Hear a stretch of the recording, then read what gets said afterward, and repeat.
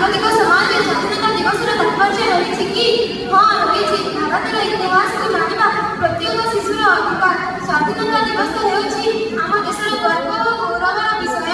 ଏହି ଦିବସ ଆମେ ପ୍ରଥମେ ପାଳନ କରିଥିଲା 1947 ମସିହା ଅଗଷ୍ଟ 15 ତାରିଖରେ। ଇଂରେଜମାନଙ୍କ ଠାରୁ ଆମ ଦେଶକୁ ସ୍ୱାଧୀନ କରିବା ପାଇଁ କେତେ ଯେ ବୀର ଶହୀଦ ହୋଇଛନ୍ତି ତାର ହିସାବ ନାହିଁ।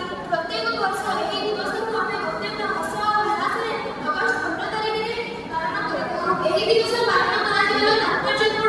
ସ୍ୱାଧୀନତା ହେଉଛି ଆମର ସ୍ୱାଧୀନତା